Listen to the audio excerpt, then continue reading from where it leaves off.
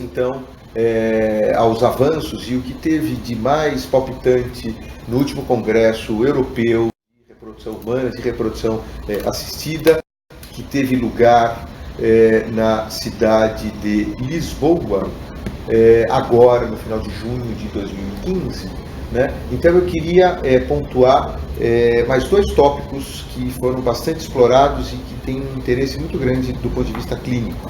Né? O primeiro tópico é a respeito das doenças genéticas de origem mitocondriais, né? Que são responsáveis por mais de 700 tipos de doenças e que são de uma morbidade muito grande no sentido de causar neuropatia, de causar disfunções endócrinas, disfunções do ponto de vista de locomoção e que grande parte das vezes incompatíveis com a vida. E não são tão raras assim. A gente tem mais ou menos uma a cada 5, 7 mil nascimentos e que podem ser prevenidos, né?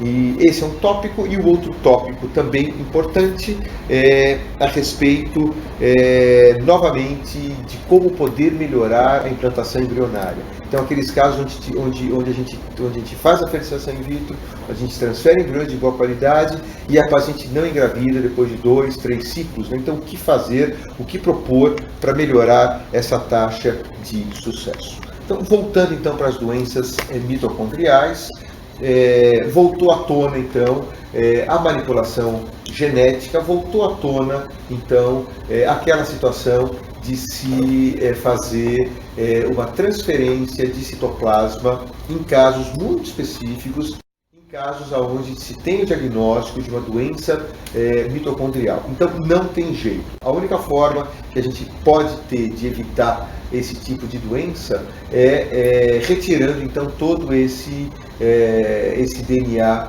mitocondrial, e então lança-se mão do núcleo de uma célula com o citoplasma de uma outra célula doadora. Faz essa fusão e a partir daí então pode-se gerar um embrião sem a doença mitocondrial. Então isso ainda é experimental, mas o caminho tem sido esse, principalmente na Inglaterra, que recentemente autorizou esse tipo de situação, esse tipo de pesquisa. Isso foi muito explorado nesse último congresso europeu, com vários autores citando e se posicionando desse lado da transferência de citoplasma nas doenças mitocondriais. Também, então, falando um pouco de uma situação que é muito frequente e de muita dificuldade na prática diária de quem faz reprodução assistida, que é a sucessiva falha de implantação, 2, 3, 4 ciclos sem sucesso.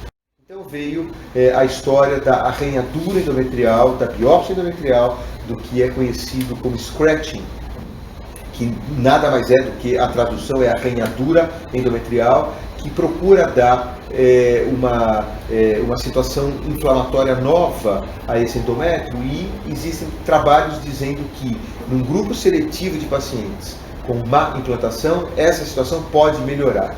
Infelizmente, nesse congresso a gente viu vários trabalhos falando ao contrário disso, não mostrando uma real